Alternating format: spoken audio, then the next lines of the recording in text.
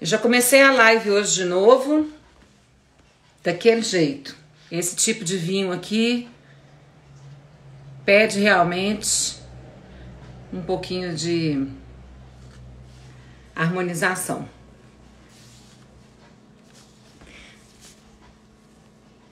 Olá. Ei, turma. Ei, pessoal. Oi, Nelton. Rex Band. Muito obrigada. Charles, Beth. Hoje o telefone tá um pouquinho mais longe, porque eu quis esnobar aqui que esse vinho merece isso aqui. Eu fiz uma carne cruda. Bernardo, você me solicita? Porque fica mais fácil. Bernardo já entrou. Hoje o nosso convidado mega especial é o Bernardo Pinto Silveira, que já está aqui já solicitando. Mineiro do Belzonte. Não perde o trem. Oi. Tudo bem? Tudo bom. Você tá me vendo, me ouvindo? Tá te bom vendo, assim? te ouvindo. Se não tá voltando o som, eu prefiro ficar sem fone hoje, porque o telefone tá muito longe. E eu fiz um banquete para te receber. Tô com inveja, tô com fome. Ah, pois agora vai ter que segurar aí. Você já tá curado do Covid? Eu tô muito bem. Tá Muito bem, mesmo. né? Agora, essa semana já é outra semana. Levou um tempinho, mas agora tá tudo bem. Já Seu, já. seu clube de fãs está todo aí, tá? Tem um clube de fãs? A gente já montou um aqui, Bernardo, técnico da seleção de Jerez no Brasil. Bom, tá bom. Não é Minha não? transmissão tá direitinho, eu tô me vendo parado aqui, mas tá funcionando aí, né? Não, tá tudo tranquilo. Tá tudo tranquilo. A diferença é que você tá competindo na internet com 22 milhões de habitantes. E a gente aqui, eu moro em casa, eu e o Pedro em 360 metros quadrados. Ó, Isso é um bom proveito. Eu também tô em como o casa, na Pedro vai verdade. colocar o vinho para gelar ali para mim, eu vou te mostrar. A gente combinou de beber esse vinho, é isso aí que você trouxe? Uai, o que Ai, eu fiz tá. com ele? Eu tenho um truque aqui, ó. Ah, eu também tenho esse truque, mas eu não quis fazer feio, né? Tipo O meu tá assim, queria geladinho. mostrar. Aí eu tenho um assistente também, né? Meu assistente tá aqui me ajudando.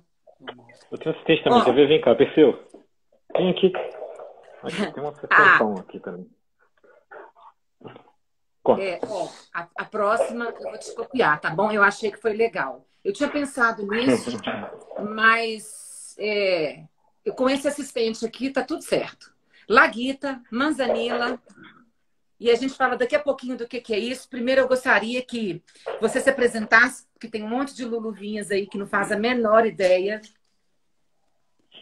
Lógico. Eu sou Bernardo Pinto. Eu sou mineiro de Belo Horizonte.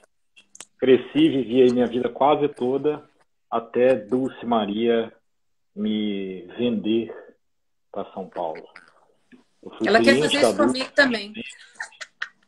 Ela é comerciante. Ela finge que não é não, mas ela é. Ela vende. Manda as pessoas pro mundo.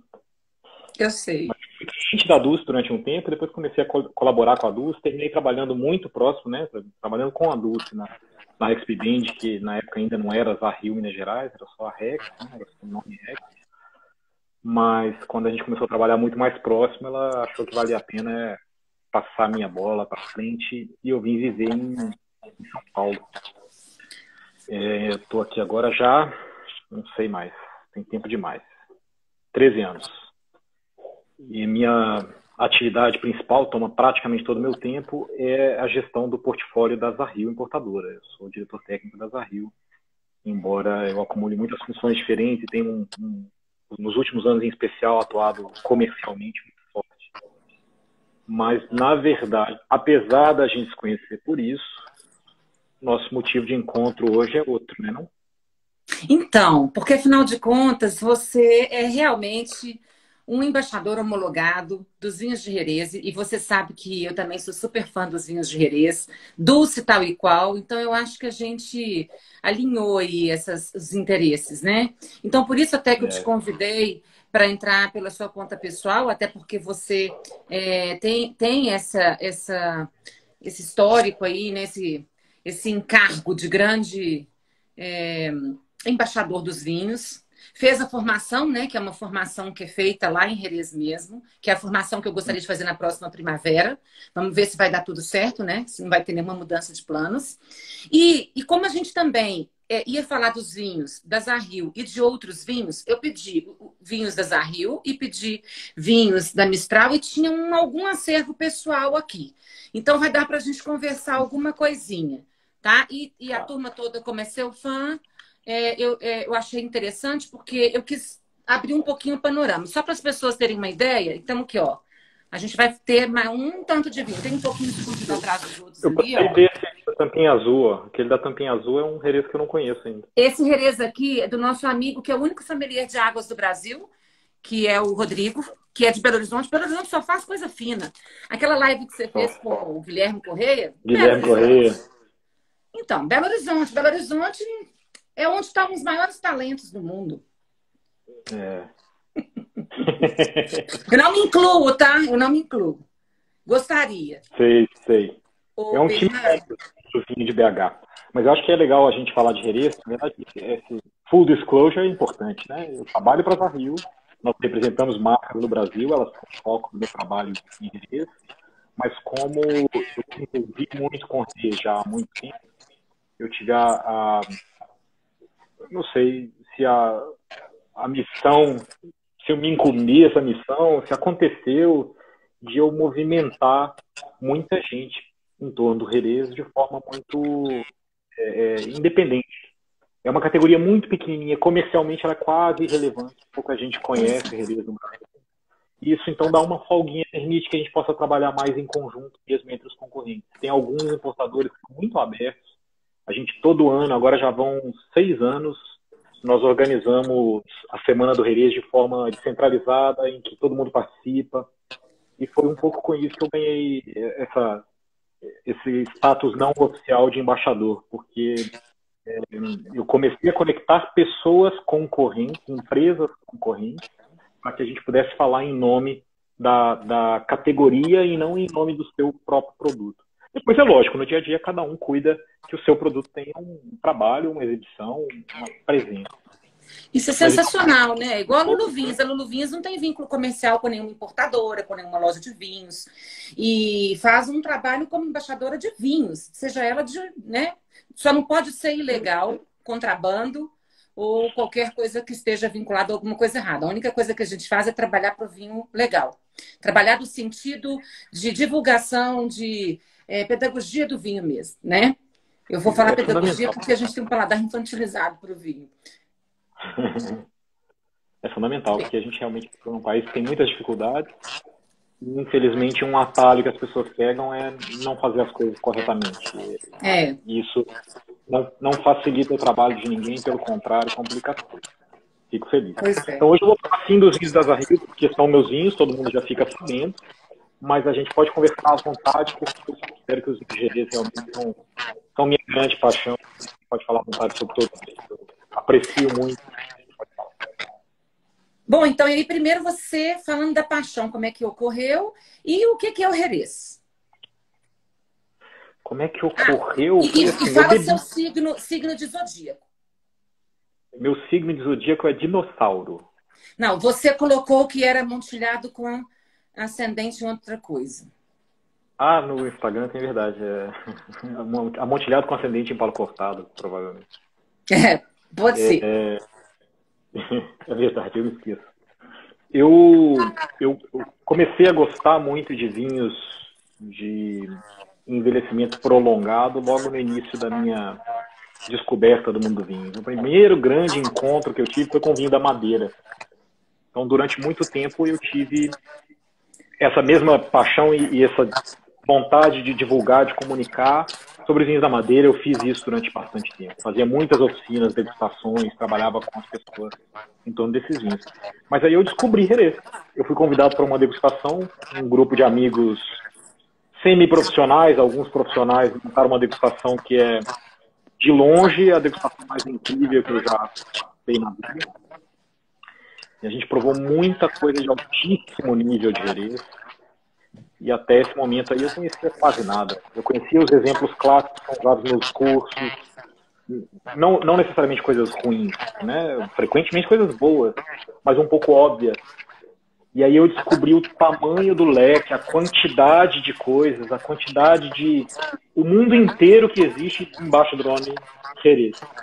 É como se fosse se a gente pegasse o mundo do vinho, é muito diverso. Aí se a gente pegar o mundo do Jerez, obviamente não é tão quanto o do vinho, mas a sensação que dá é essa. A riqueza é tanta que eu realmente terminei apaixonado. E visitar Jerez também acabou de martelar isso, né? A hora que eu pude estar lá, estar com as pessoas, ver as coisas, comer e beber como bebe por lá, a coisa ficou para sempre. Eu faço ideia. Porque realmente, assim, eu tô ficando emocionalmente muito afetada pela Espanha nos últimos 2, 3 anos. E não só por Jerez, eu acho que pelas... É porque a gente acaba indo... Eu fiz escola lá recente, né? Com a Carmen Garrobo, que é uma das mulheres que é quase uma embaixadora dos vinhos de Jerez. Ela faz parte do grupo lá e tudo mais. Então, assim, a gente vai tomando paixão mesmo, né? Porque as pessoas transcendem essa emoção, né? Mas a primeira pergunta que eu queria te fazer é: vamos quebrar o primeiro mito. Porque as pessoas pensam que Jerez é vinho doce. As pessoas pensam que Jerez é um vinho para sobremesa. E isso é um pouco triste, né? Porque, assim, o que tem esse vinho sendo um dos mais célebres vinhos do mundo, tem ele de incompreendido, né? De maltratado, digamos assim. Uhum. Eu acho que tem... Deixa eu te falar que eu vi já alguns comentários que está dando eco. Eu estou ouvindo a minha voz. Sem querer te atrapalhar com a coisa do fone, talvez seja melhor você eu talvez, então vá, vou colocar, tá? Enquanto isso você fala, eu tenho que me ajustar aqui. Tá. O negócio do Jerez como vinho doce, ele tem acho que 2 motivos principais. O primeiro é que, de fato, o grande volume de Jerez vendido no mundo, durante muito tempo, foi de vinho doce. Especialmente na Inglaterra e na Holanda, que são 2 mercados muito tradicionais e muito antigos para o Jerez, os vinhos doces foram, os vinhos de Jerez doces, mais ou menos doces, foram os vinhos que dominaram mesmo os mercados. Então muita gente conheceu pela literatura, ou por filmes, ou por estar nesses mercados, conheceu as versões doces. Então. O segundo motivo é que o Jerez frequentemente, infelizmente, é apresentado agrupado com outros vinhos que normalmente são doces, quase sempre são doces, ou que são servidos como vinho de sobremesa. Então, em geral, se a gente abre uma carta de vinho, um catálogo de uma importadora, uma loja, se a gente vai até a seção onde estão os vinhos de Jerez, normalmente essa seção é a mesma onde estão outros vinhos doces, como o vinho do Porto, como o vinho da Madeira, que raramente não são doces, né? Então as pessoas agrupam isso mentalmente e vinculam imediatamente. Não, Jerez é o vinho que a gente toma no final da sobremesa, porque ele está junto com o Porto, porque ele está junto com Madeira. E não é assim. Na verdade, na diversidade de Jerez, são poucos os vinhos doces. Embora no volume de produção e venda, comércio pelo mundo, os vinhos doces têm uma importância muito grande. Olha, toda live quase eu tenho mencionado o Diego Arrebola, que é nosso amigo também, e ele fala o seguinte: não tem como descomplicar o vinho. Ele é complicado. Tem como simplificar. Você consegue simplificar os tipos de Jerez pra gente? Consigo tentar. Esse barulhinho aí, gente, é que a minha garrafa não tá aqui mais. Isso aí é um espetáculo. Você pode ir pra rua com a sacolinha, como o Bernardo tá ali. Não tem nem que carregar saca-rolhas. Olha que maravilha. Já começa por aí. Eu acho que a gente precisa voltar nesse assunto mais tarde, hein? Porque é prático, mas tem mais do que a praticidade. Muito bem. Obrigada. Gostei. Laguita fresquinha. Fresquinha. Eu concordo com o Diego no sentido de que realmente o vinho é tão rico, né? Tem tanta coisa que é difícil a gente não... É arriscado, se a gente quiser simplificar, a gente banalizar. Então a gente não precisa complicar. Eu não diria que é complicado. Mas é complexo, porque é muita informação, né? A gente deixar você tá com a sua, eu fico com a minha. E Jerez realmente tem essa beleza, mas tem essa desvantagem. A quantidade de informação que tem, a quantidade de elementos, de técnicas, a quantidade de coisa que deixou de existir, está sendo recuperada agora, está voltando muita coisa que existiu na história de Jerez. É um pouco confunde um pouco. E aí eu acho que o melhor jeito de simplificar, eu tenho tentado nas semanas do Jerez, é agrupar os vinhos de forma que faça sentido para quem recebe uma taça. Não interessa todo o palavreado, toda a forma de fazer, etc. É lógico que tem uma função e uma beleza, mas elas interessam um pouco para quem quer tomar um gole. Elas interessam muito para quem já tomou o gole e já se envolveu, já está muito apaixonado. Quem quer uma taça, quer uma taça. Quer saber o que ele pode esperar, ou então ele quer pedir daquilo que ele gostaria. E aí eu acho que o jeito de simplificar Jerez é isso. Se a gente disser que tem 3 tipos de Jerez, eu acho que é simples o suficiente, né? Eu acho. Se não é Jerez, né? 3 tipos, simplifica. A gente tem um tipo que é esse que eu e você estamos provando agora, né? Essa Laguita Manzanilla, que é o tipo dos vinhos Jerez que são super refrescantes, super vibrantes e que são ao contrário do que as pessoas muitas vezes esperam, completamente secos. Não tem nada de açúcar. Mas nada, nada, nada. Então isso também precisa ser avisado. Ao contrário, eu costumo dizer, de tão sem açúcar, ele é salgado. Porque a salinidade dele é uma coisa exuberante. A salinidade, e por que essa salinidade? Então eu falo, contrário, não tem nada de doce. Ao contrário, pensa do outro lado, ele é salgado. Mas salgado no sentido de salinidade. Me explique. Não, eu concordo plenamente. Eu costumo dar de exemplo, assim, funciona muito. As pessoas ficam felizes de ouvir, é que tem um paralelo entre os coquetéis, que as pessoas conhecem melhor do que vinhos regionais, né? Que é muito claro. Assim, por exemplo, um chardonnay, que a maior parte das pessoas conhece, e costuma ter muito sabor de fruta, uma sensação doce, mesmo sem ser doce, é como se fosse talvez uma caipirinha bem feita, vai. Um equilíbrio ali de acidez, fruta e açúcar.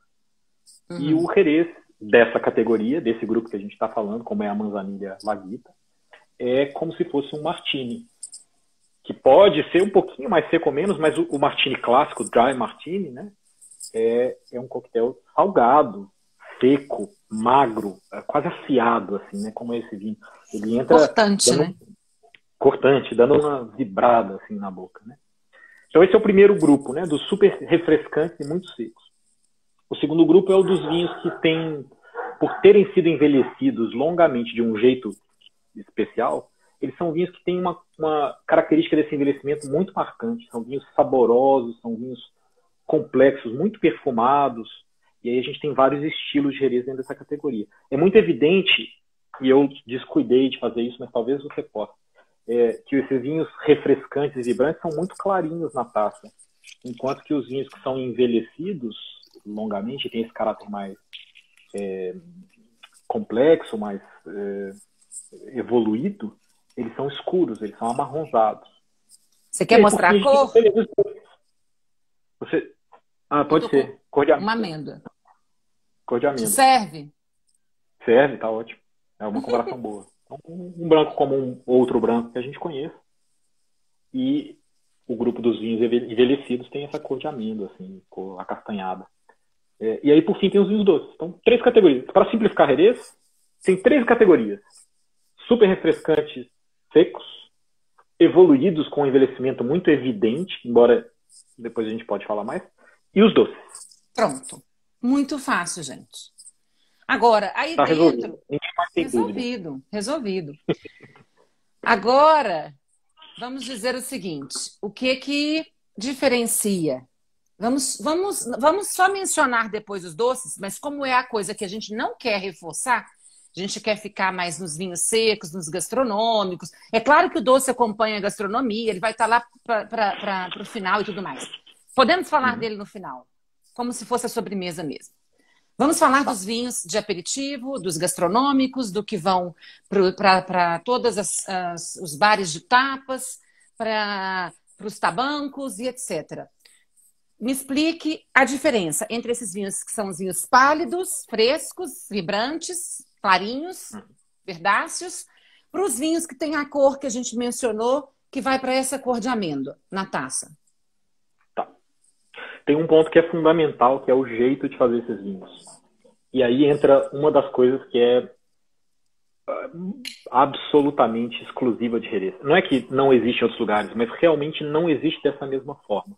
Esses vinhos clarinhos, como a Manzanilha que a gente está tomando, e os vinhos que eles chamam de fino, são duas categorias, Manzanilha e fino, dentro desses refrescantes e secos, né?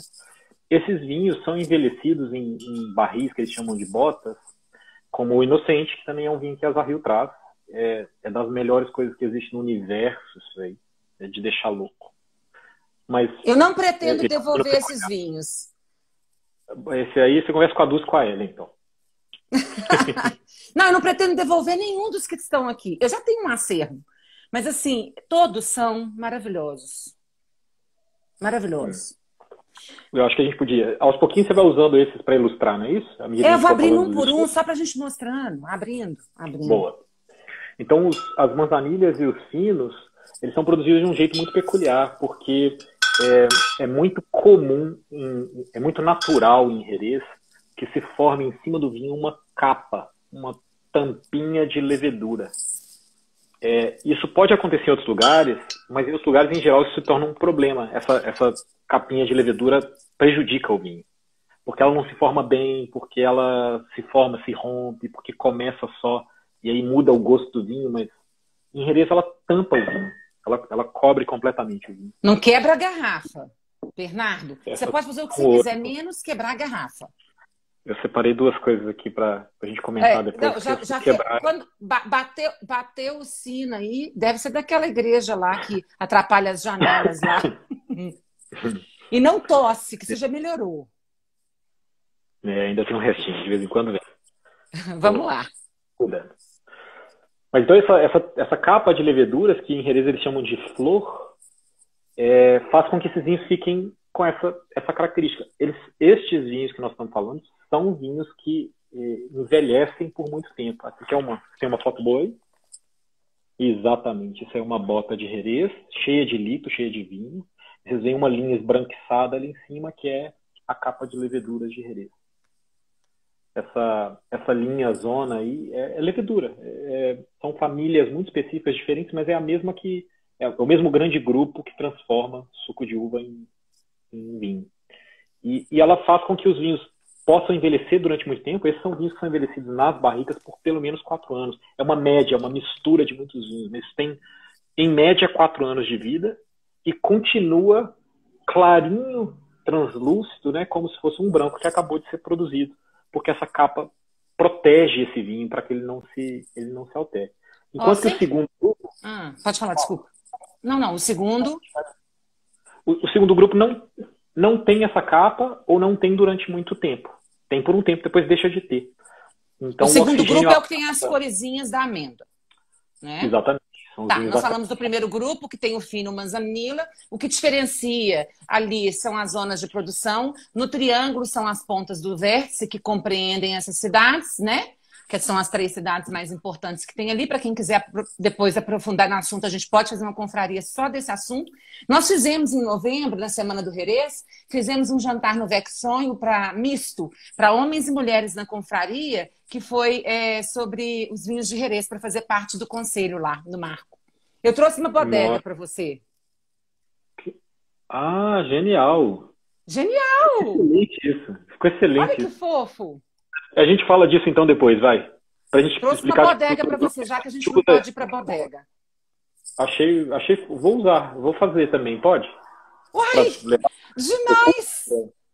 Vou fazer, ótima ideia. Então conte. O segundo grupo, então, que é esse dos vinhos que tem a cor de amêndoa, né, cor amarronzada, ele envelhece, os vinhos envelhecem por muito tempo em contato com oxigênio. Ótimo, pronto, uma garrafa transparente. É isso aí. É esse tipo de cor que a gente encontra nesse grupo de vinhos. Como tem muito tempo de exposição ao oxigênio, o oxigênio transforma o vinho de muitas formas, e em especial a gente consegue ver claramente aí, né, pela cor. Então, 2 grupos principais: super frescos, secos, vibrantes, que tiveram uma influência direta dessa capa de levedura, e os que têm uma exposição grande ao oxigênio, uma evolução, um envelhecimento diferente, né, um envelhecimento mesmo, que transforma até a cor, mas também os sabores e a textura do vinho. Pronto. Agora me conta uma coisa. O que esse lugar, para além desse método de vinificação, ou seja, para além de ter essa questão que é dentro da adega, dentro da bodega, dentro da vinícola, o nome que as pessoas queiram dar. O que que tem fora da adega, lá no vinhedo? O que que é legal lá em Jerez? Bom, tem No muita chão. coisa. De fato, estão Vamos falar do cobrindo chão. muita coisa. Mas tem um solo muito especial mesmo. É um solo de uma... agora eu que tenho. Coincidentemente, isso fica em cima da minha mesa. É um solo de uma... Vocês conseguem ver bem? Dá Conseguimos. pra ver? Você trouxe, né? Pôs na mala, né? Esse aqui... Não, esse aqui, quando eu fiz o curso do Jerez, eles nos presentearam com um exemplo. É uma caixinha do Conselho Regulador, órgão Olha o meu solo aqui. Eu ia mostrar como é que o solo funciona. Isso é um giz, não é? Giz de quadro de escolinha.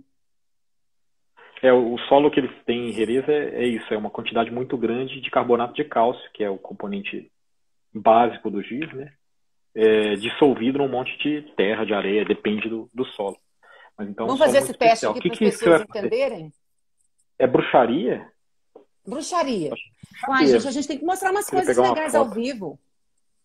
É verdade. Deixa eu ver sua bruxaria, então. Eu estou procurando um Então, livro. aqui é o giz e o que que esse solo faz, qual é a capacidade que esse solo tem de contribuir para a planta, porque quando a gente mergulha ou quando a água desce por esse solo, a capacidade de retenção.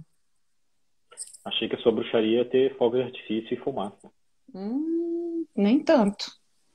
Mas Bernardo, não ótimo, tira porque onda, vai. Mas é isso. de fato essa habilidade do carbonato de cálcio, do giz, de absorver água, num lugar como é a região de Jerez, que é muito quente e onde chove relativamente pouco, é fundamental, porque a planta precisa ter acesso à água no momento que ela precisa ter acesso à água. E o solo tem a capacidade, então, de reter a água e depois se abrir de novo e liberar acesso a essa água para a planta no momento em que a água não estaria disponível pela natureza, né, pela chuva. E isso faz uma diferença muito grande para que os vinhedos possam existir ali e fazer vinhos especiais.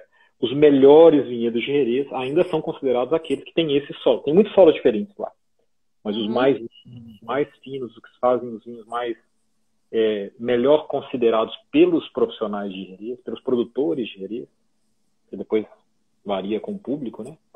São justamente esses solos que permitem as plantas viverem dessa forma. Tá bom.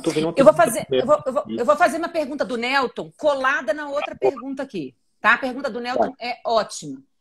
Como fazer com que o cliente tenha interesse pelo vinho de Jerez? Porque, assim, as pessoas acham que é doce e a outra coisa é que elas acham que ele é alcoólico. Então, eu quero que você convença todo mundo que está assistindo aqui a adquirir uma garrafa de Jerez. Porque eu, na minha casa, eu sempre digo, se você quer fazer bonito para uma visita, quer fazer bonito, gente, eu falo isso em toda a confraria. Você pode ter duas coisas que você não precisa preparar no fogão. Basta ser isso aqui, azeitona ou amêndoas, uma garrafa de Jerez. Você pode ter uma boa sardinha em lata, uma sardinha bacana, ou você pode ter uma carne cruda, um ramon, claro, mas aqui a gente tem um fornecedor de carne cruda super legal. Bom, gente, é isso aí. É uma Luluvinhas. Ela tá sempre... Tá sempre aí na mídia agora, ela tá famosa porque o Léo Paixão tá usando as coisas dela. É a Cláudia da Companhia da Carne. Mas, gente, a carne cruda, eu queria ter picado um pouquinho mais fininho, mas meu facão, ele era faca de filetar, então a que estava mais afiada. Eu queria ter tirado mais fininho. Mas é isso aqui, olha, eu uma agora carne vou criar cruda. uma regra. Eu só participo de transmissão, live, essas coisas, se a pessoa que for colocar na mesa coisas desse tipo, mande para mim, mandar para mim. Box. Não dá para ficar assistindo, não dá para ficar assistindo esse tipo de coisa aí. Aqui, eu acho tortura. A seco. Mas você concorda, Bernardo? Basta ter na sua casa. Você quer fazer bonito? Esse é um dos argumentos que eu falo para as Luluvinhas. Você quer fazer bonito em receber uma visita? Você pode ter uma lata de sardinha, uma lata de azeitona, um vinho de Jerez, acabou. Essa visita está bem servida a noite toda. Agora, sua visão como sommelier. A fórmula é é essa. Na verdade, é não deixar a pessoa simplesmente encontrar o Jerez despreparada, né? Se você tem coisas para servir junto, é uma forma de preparo. Mas o mecanismo por trás disso é isso. As pessoas, quando pensam em vinho, pensam naquilo que elas estão habituadas a perceber como vinho, né? A beber como vinho. Ou se você fala para a pessoa, vamos tomar uma taça de vinho branco e serve Jerez para ela, Jerez Manzanilla, Jerez fino, a quebra da expectativa é um grande problema. A quebra da expectativa vira um empecilho, porque a pessoa vai encontrar um vinho que é alcoólico, sim, isso é importante a gente dizer. Estes vinhos, tradicionalmente, o mercado de hoje tem Jerezes que são vinhos fortificados, eles recebem adição de álcool. Então, os vinhos têm pelo menos 15% de álcool, em geral, adicionado. Podemos voltar nisso se vocês quiserem. Mas, então, um vinho que é alcoólico e que não tem os sabores, não tem os perfumes, não tem a textura do Chardonnay, do Sauvignon Blanc, dos vinhos que a pessoa está acostumada a tomar. Então, opa, estamos vendo sua adega. Nossa, que vexame! Vou escolher uma. Pode, vai. Desculpa. Eu fui clicar para enviar, por isso que eu não gosto de responder. Tá vendo, Bernardo? Eu te falei. Mas você tem uma auxiliar aí que eu já vi, ó. A Eveline tá que responde coisa aí pra... Tá bom, Eveline, então me ajuda aí, tá? Beleza. Mas o que acontece então é isso. As pessoas têm um imaginário, elas imaginam alguma coisa, você fala, vamos tomar uma taça pra gente comer, pra gente, sei lá. Elas recebem isso. Então é preciso dizer para as pessoas o que elas vão encontrar e é preciso diminuir essa distância entre o que é o Jerez e o que é vinho que a pessoa está acostumada a tomar.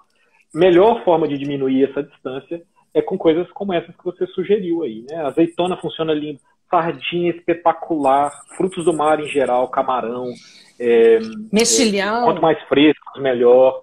Quanto menos cozido e processado, então, for essa coisa, melhor a chance de, com esse tipo de ingredientes que a gente está falando, interagir bem com esses vinhos que são tão diferentes. Mas eu costumo ter uma técnica, que é a técnica do terrorismo de Jerez. Mas é o bom terrorismo esse.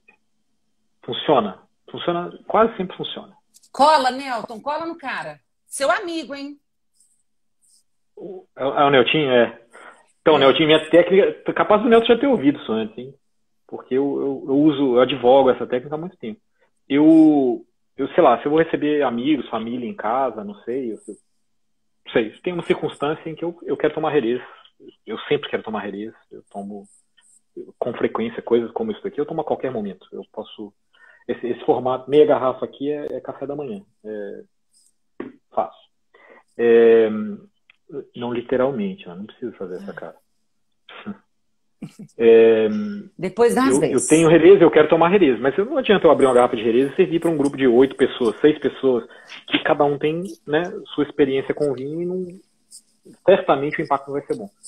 Então, eu tenho um vinho que eu vou servir para as pessoas, também não sou mal educado, eu sirvo o vinho para as pessoas e falo, olha, esse aqui é o que eu vou tomar. É um vinho meio esquisito, é salgado. E quando a gente fala isso, aí que as pessoas ficam alucinadas.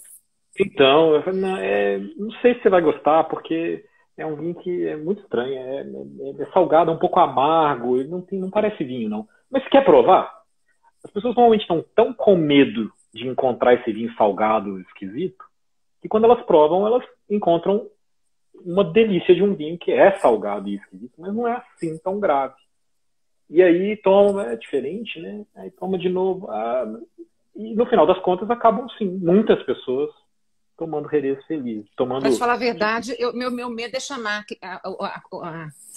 a visita e oferecer um pé de boi e ficar com a garrafa do Jerez só para mim. Acontece. Mas eu não tô agindo de boa fé, né? Porque, afinal de contas, a gente quer que as pessoas aprendam, né? Seria bom, mas tem hora também que funciona e tem hora que não funciona. A Dulcinha, em épocas de não corona, né? Do coronga, como diz a Leinha, ela tem um bar de Jerez todo sábado de manhã, do lado de fora da Rex. A Dulce tem uma paixão por Jerez que eu acho que é de admirar do ponto de vista do mercado. Porque é pouca gente que pode realmente que se interessa, que desfruta, e a Dulce insiste e está lá e tem disponíveis os vinhos. Assim como a gente, lógico, em São Paulo tem talvez algum lugar ou outro que por um profissional está dedicado tenha. No Rio de Janeiro tem o Bazar da Cris Beltrão, onde sempre tem 2, 3 opções de herês diferentes. Mas em Belo Horizonte, que eu saiba, o único lugar onde é possível ir tomar taças de diferentes herês é na Rex, né? Ali na Savassi com a Dulce. A hora que o Coronga passar, nós vamos fazer um flight só do herê de novo, tá? E esse bar vai crescer, diz ela que vai crescer. Ela tá escrevendo, tá pondo corações e tudo mais. Boa. O que mais? O que a gente precisa... Olha, em verdade, você hoje falou comigo que aquele velhinho que eu pus na foto lá da chamada, do convite das pessoas, aquele moço que balança aquela coisa lá, que tem, como é que chama? Venência? Toma tenência, e o velhinho chama Venâncio. Explica aí, aquele ritual. Puxa, você não tem aí no seu livro uma foto de um venenciador, não? Você tava com o livro aí na mão? Que não. Eu acho que eu tenho um livro aqui que pode ser. É que, bom, realmente tem muita coisa interessante em Jerez, muita coisa diferente. Isso é um ritual muito antigo, né? Eu tô acompanhando essa comidinha aqui com um pão árabe, porque, obrigada, árabes, vocês fizeram parte de tudo isso. Eu queria achar um livro... Ah, tá aqui. Você estava falando de... Você fez aí uma... Cadê sua bodeguinha? Sua pilha de barriga? Que fofo! Você vai usar? Tô emocionada. Jerez tem uma coisa muito peculiar, que é essa outra característica que a gente só mencionou, que os vinhos normalmente são misturas contínuas de diferentes anos. Ao contrário de quase qualquer lugar, a gente procura sempre no rótulo, né, que safra que é. Em Jerez quase sempre, é muito raro que a gente tenha uma safra no rótulo, é quase sempre uma mistura de diferentes anos. Isso nasceu como uma forma de assegurar que o vinho tivesse uma consistência, que cada vez que a gente voltar numa taça, numa garrafa, a gente encontra um vinho que seja parecido com o que ele era, com o que a gente conheceu. Então, o que eles fazem em Jerez é misturar constantemente os vinhos de cada ano. Então, essa estrutura que a Vanessa montou aí é uma estrutura muito didática. Ela não é muito realista. E escrito de trás para frente, tá? Escrito de trás para frente, porque para ficar aí... Porque é espelhado. Mas para, Bernardo, você está falando com a pessoa... Eu e a Eveline somos da área de arquitetura e decoração. A gente vive disso. O vinho é só alegria. Eu quero achar uma foto disso. Bom, é isso. Nas vinícolas em Jerez, eles empilham as barricas, como muitos de vocês já viram em vários lugares, né? Pilhas de barricas. Mas para que a gente possa entender como eles fazem essa mistura, normalmente tem um sisteminha como esse, que a Vanessa montou. O nome dessa estrutura de barricas em Jerez é soleira. É o sistema soleira, porque de mistura... falhou sua voz. Soleira. Soleira, como está escrito aí ao contrário, mas aparece para a gente direitinho. Tá, esse nome aqui, ó, soleira. Esse está ao contrário de verdade. Porque eu não consegui virar a garrafa do lado avesso. Ainda vou virá-la hoje. A soleira serve para isso, para misturar vinhos. Soleira, que eu vou te contando. Embaixo, a fileira de baixo, a fileira que está perto do solo, né? Tem o nome de soleira, porque tradicionalmente era um pequeno produtor, tinha uma pilha de barricas, uma das barricas, uma fila, estava perto do solo, é a fila de onde ele tira líquido para engarrafar ou para vender para as pessoas. Se vocês forem num botequim em Jerez, frequentemente eles vão ter umas pilhas de barricas lá atrás, e da fila do solo eles tiram o vinho que eles vão servir. Cada vez que eles tiram um vinho dessa fila, essa barrica esvazia um pouquinho, eles precisam colocar de novo um pouco de vinho dentro. Então o que eles fazem é pegar de outra fila de barricas, na maioria das vinícolas é outra pilha, que está em outro lugar. Mas tradicionalmente era como está aí, né? Uma fila de barricas, que é a primeira criadeira. Até porque, gente, isso aqui é multiplicado por 150 milhões de barricas. Nós estamos fazendo uma micro aqui. Cada vinícola tem uma infinidade, são centenas de milhares de barricas para poder fazer seus vinhos. Então isso aí realmente é uma versão... E tem uma outra estruturazinha aqui do lado que eu, na verdade, vou usar. O que eu tinha chamado da minha garrafinha aqui, ó, é porque além de passar esses vinhos daqui para cá, né, tem uma hora que eles têm que misturar esses vinhos dessa fileira toda, né, para poder engarrafar, não é isso? Como tem que misturar isso todo, como tem... Sai vinho da soleira para pôr na garrafa. Sai da soleira, põe na garrafinha. Para repor a soleira. Sai vinho da segunda criadeira para repor a primeira criadeira. Daqui para cá. Assim por diante, pode ter várias criadeiras, né? Pode ter 3, 4, 5, 6, 10. Quantas médias tem? De 3 a Depende quanto? do vinho. Porque quanto mais criadeiras você tem, mais velhos vão ser seus vinhos. Cada fileira dessa é uma idade misturada. Então, se você tiver 10 criadeiras, como é o caso mais ou menos do Inocente, o fino que você mostrou pra gente antes, que é a Barril traz, o Inocente é um vinho de média de idade 10 anos. Laguita a gente está tomando um vinho de média de idade 4 anos, um pouquinho mais de 4 anos. Perfeito. Ótima explicação isso. Então Criadeiras, significa que esse vinho aqui, ó, que é o Faraó, que tem 30 anos, me conta. esse daí pode ser que não seja, é muito provável que sejam algumas botas, alguns barris de vinho. É muito difícil fazer um vinho tão velho, tão raro, a partir de muitas soleiras. Então, o que acontece no fim das contas nessa pilha é que alguma hora vai ficar uma criadeira sem vinho. O que se coloca nessa criadeira é o vinho que foi feito naquele ano. É o vinho fresquíssimo que acabou de fazer. Então, é o que chega a criadeira sobre tábua, né? Exatamente, eles chamam de sobretábua o vinho que vai ser o vinho do ano que vai ser colocado nessa pilha. Então, é uma mistura constante que a gente forma que na garrafa a gente tem um vinho que é uma mistura de muitos anos diferentes. Que na verdade já é um vinho que chega aqui, porque se colhe no verão, setembro, esse vinho vai até fermentar, fazer vinho, um vinho tranquilo normal, que é como se fosse, eu vou chamar de vinho base para facilitar, tá? E aí depois que ele é um vinho pronto, né, e que já foi classificado para que lado que ele vai, é que ele entra nessa sequência, não é isso? Mas é bem rápido, né? Eles colhem. O Jerez é a primeira região a colher na Europa. É muito ao sul, né? É muito quente. Então, em agosto, eles já estão colhendo plenamente. Em novembro, eles já têm vinho feito. Qual que é o ditado? Tem um ditado em Jerez.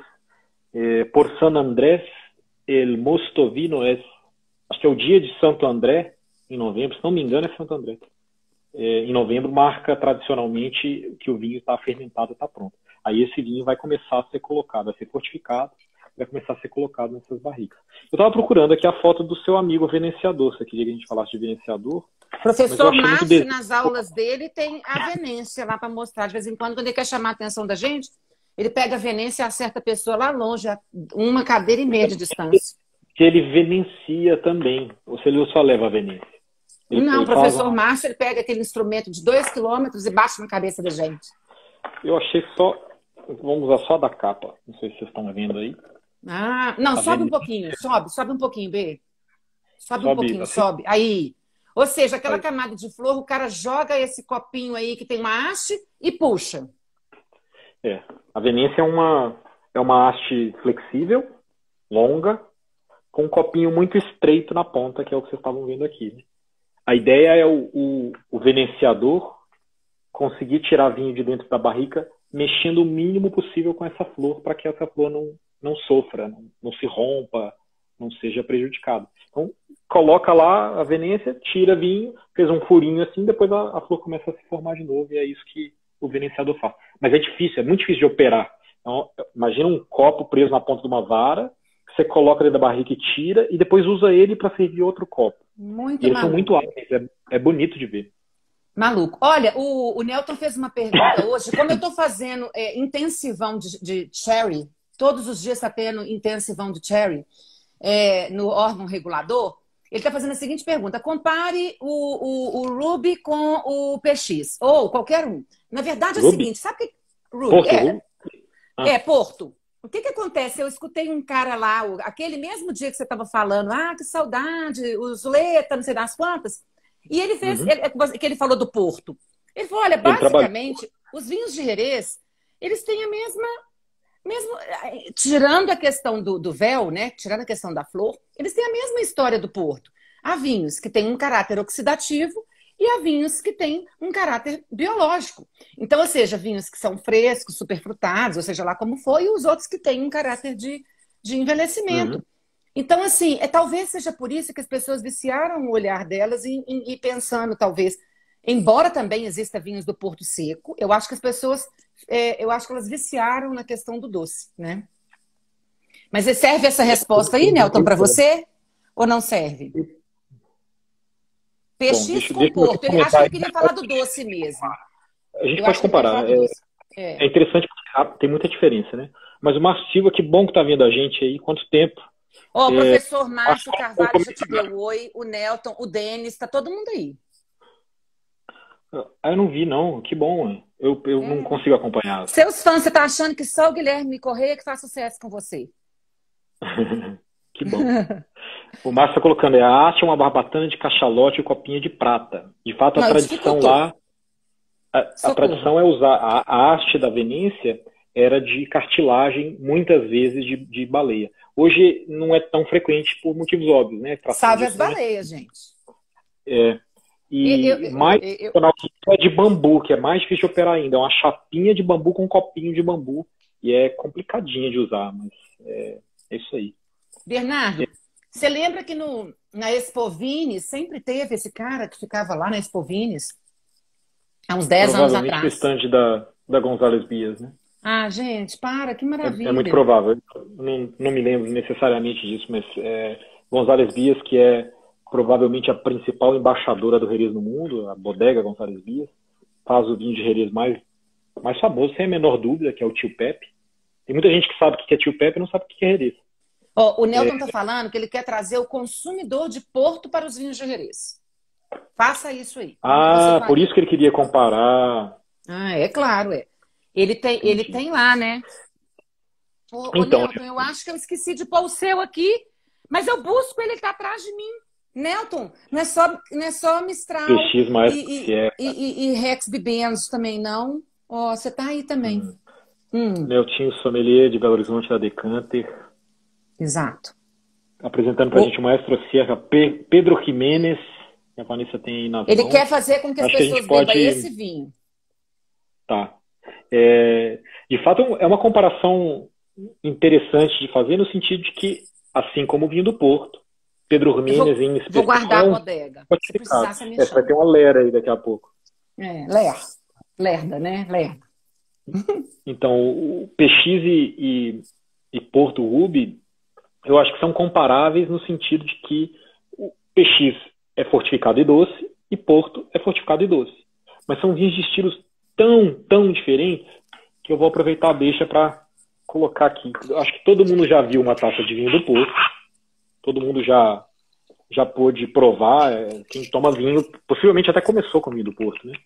É um vinho que frequentemente é avermelhado ou ligeiramente alaranjado, fortificado, né, alcoólico e doce, enquanto que o PX é um xarope, uma rapadura. A Zahil tem, não tem? Ou tirou aquele do chaveirinho, do cadeadinho? El Candado, a Nina... É o candado. É o candeado, Nina, cadeado. Ele é aqui em São Paulo, está assistindo, está falando, o El Candado, é a textura realmente do PX. Eu tenho coleção daquele cadeadinho. Sinal de que foi bastante eu não posso candado por falar aí. que eu compro só por causa disso, mas essas coisas aqui, esse tipo de apresentação de garrafa são emocionantes, gente. Eu acho muito legal. Que história atrás disso, né? É um mimo. Mas acho que o gancho aí que o Nelton está procurando, se a gente tiver que falar de PX, é um gancho que não é necessariamente para bebedor de vinho do Porto, mas sim para ocasiões em que poderia servir um vinho do Porto e também pode servir um PX. Então, sei lá, PX, que é Pedro Jiménez, é o nome da uva com que se faz esse vinho, é um vinho que funciona muito bem para os fumadores de charuto. São vinhos concentrados, são vinhos que equilibram doce e amargo, são vinhos que esse aqui é um PX. Encaixar no lugar de um charuto. Esse é um PX muito envelhecido, Noé da Gonzalez Bias, um PX de 30 anos, se não me engano, de mais de 30 anos de média de idade, e é uma das coisas mais maravilhosas que eles fazem por lá. Porque justamente com tanta idade, essa viscosidade toda, essa concentração toda começa a ficar aliviada pela complexidade, pelo tanto de sabor que tem esse vinho. Maestro Sierra também é a mesma coisa, não tem 30 anos, né? Maestro Sierra, se não me engano, é um vinho de 8 anos ou 10 anos. Então, a gente, qualquer hora dessa, vai chamar o menino da Conexão Tabaco, que é um menino aqui de Belo Horizonte também, que manda muito bem. A gente quer fazer com ele uma pegada assim, Jerez e Banyuls. Eu acho que vai rolar, não vai? Ah, com certeza. Lógico. A gente é meio fora da curva, viu? A gente não gosta de falar nada que é comum. Tá bom. Comum tem pra todo lado, toda hora. As pessoas podem procurar coisas diferentes aí, né? Eu acho. Boa. Bernardo. Mas, Netinho, eu não sei se eu te ajudei, cara. Eu talvez não tenha te ajudado, não. Nossa, você ajudou demais. Ajudou demais. Eu só queria que você me dissesse seu estilo predileto, mas eu vou dizer o meu primeiro, sinceramente. É o amontilhado. Eu tenho um negócio com amontilhado, porque são duas. Ele passa pelos dois processos, né? Ele tem a criança, ele fica fresco por um tempo, ele perde essa flor por alguma razão, e aí ele passa para o processo oxidativo. Ele consegue trazer Um essa pouquinho dos dois característica, mundos. um pouquinho dos dois mundos. A Polly, desde manhã, ela estava me perguntando e queria que você falasse um pouquinho. A gente tinha um monte de coisa que poderia falar, por exemplo, essa manzanila passada da Mistral. A Quer falar um pouquinho? pastrana Dá tempo. Na verdade, a gente tem 8 minutinhos. A gente quer falar só? do manzanila. A gente pode abrir de novo a live se você tiver afim. Você não pode comer. Beber você pode. Manzanila passada. E eu queria que você falasse também um outro vinho que eu tenho um mimo muito grande, que é esse aqui, ó. Palo cortado. Tá? Ok. A Poliana insistiu muito. Eu até não preferia. Não... Vamos lá. Tudo bem. Toca que toca. Durante muitos anos, as pessoas me perguntavam qual que é seu vinho predileto. E minha resposta sempre era, olha, não tem resposta para isso. Depende, tá calor, tá frio, sou eu sozinho ou eu com 20 pessoas? Nós vamos tomar sorvete ou vamos comer camarão grelhado? Não tem vinho predileto. Cada momento pede um vinho predileto. E aí chegou um ponto em que, de fato, eu pude dizer para as pessoas, olha, eu tenho sim um vinho predileto. Que foi justamente quando eu descobri Jerez. Então, dizer qual é o meu vinho predileto hoje e já agora há uns 7, 8 anos, é dizer Jerez. Qual é o estilo de Jerez que eu prefiro? É igual antes. Se eu estiver comendo camarão grelhado, se eu estiver na beira da piscina, uma manzanilha, um fino, se eu estiver comendo uma carne assada, ou se eu estiver querendo só bebericar alguma coisa, aquecer o coração e o corpo, vai ser talvez um palo cortado, ou quem sabe um oloroso. Mas eu entendo o que você está dizendo sobre amontilhado, eu compartilho muito disso. Essa mistura das duas coisas, da salinidade, da levedura que vem do tempo que o vinho fica embaixo da flor, com essa complexidade de sabores, essa maciez que o tempo sem flor dá para ele, fazem com que ele seja muito lindo. Mas eu fico sempre muito tentado, muito emocionado com o que é palo cortado. Então, amontilhado, você vê, não dá para dizer O amontilhado é lindo por causa do que você está dizendo e dá vontade de beber por causa do que você está dizendo. Mas o palo cortado é um vinho muito especial e eu fico muito apaixonado por ele. E por Então, que ele é tão especial? Como é que é o caminho que ele percorre? Palo cortado, teoricamente, é um vinho que não pode ser produzido. Ele acontece. Isso quer dizer que, teoricamente, por quê? Porque é lógico que tem produtor que manobra as regras e torce um pouquinho as coisas para garantir que vai ter o vinho do jeito que, com o nome que ele quer ter, que é palo cortado, né? Você tem um Leonor, também da Gonzalez Bias, que é um vinho que o Antônio Flores faz com todo o cuidado para que seja de fato palo cortado. E basicamente é o seguinte, para fazer vinhos como esses, como os clarinhos que a gente estava dizendo, a base da uva precisa ter algumas características. Então o produtor seleciona mosto, suco de uva, pensando que ele vai fazer isso, ou pensando que ele vai fazer oloroso, que é o principal estilo que não tem essa... O principal estilo daqueles complexos, saborosos, né? Isso, da cor acastanhada.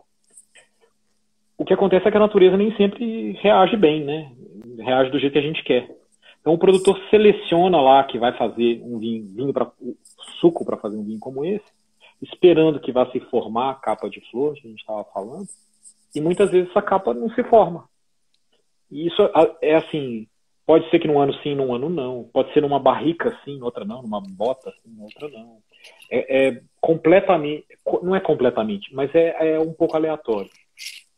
Quando então o produtor tem um vinho que foi pensado para fazer esse estilo, mas que não forma a flor, ele vai permitir que esse vinho então siga o envelhecimento dele exposto ao oxigênio e se torne esse vinho acastanhado.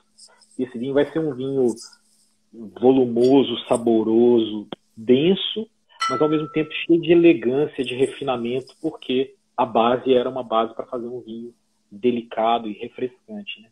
Então, Cada uma dessas categorias aí tem uma paixão, tem uma característica que eu acho que pode divertir, interessar pessoas que gostam de coisas diferentes. O bebedor de Porto pode perfeitamente tomar um palo cortado e ficar alucinado por ele, apesar de não ser um vinho doce, né? Um vinho seco. Justamente pelo paralelo aí de complexidade, de sensações que o envelhecimento proporciona. Duas perguntinhas. Foi bom você falar do seu Antônio. Eu sou uma apaixonada pelo seu Antônio. Eu sugiro que as pessoas, além de assinar o canal das Luluvinhas no YouTube, porque a gente está subindo todas as lives, assinar o canal do YouTube do Tio Pepe. Quem quiser saber mais sobre os vinhos de Jerez, vai escutar o próprio senhor Antônio Flores, que é o presidente lá, como diz ele, o fazedor de vinhos de Jerez. Ele fala isso, né? E ele dá de maneira muito...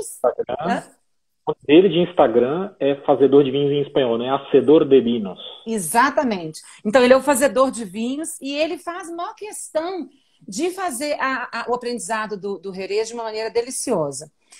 E a outra coisa que eu queria que você desse uma dica que a gente sempre fala. Enquanto a gente faz Luluvinhas, a gente chega numa confraria para fazer harmonização. Vinho mais comida. Eu queria que você desse uma dica para os sommeliers do que o vinho de Jerez aporta numa carta. Você consegue fazer um cardápio completo, por exemplo, harmonizado com o vinho de Jerez? Temos 2 minutinhos, viu, B? Mas se cair, você promete que pode voltar mais 10 minutos? Eu posso mais um pouquinho. Eu, de fato, tenho um jantar, mas tem um jantar, tem pessoas esperando para jantar. Então não pode, gente. Vamos lá. Não, posso 2 sim. minutos. 5 minutinhos Então, não é um problema. Se a gente vivesse em outro lugar, ou quem sabe daqui a alguns anos em São Paulo, eu teria uma carta só de Jerez. Perfeitamente cabível. Uma carta com a diversidade de Jerez que atenda a todos os momentos e todas as demandas. Você pode ter um vinho não fortificado de Jerez, agora já existe oficialmente. É novidade, mas já existe.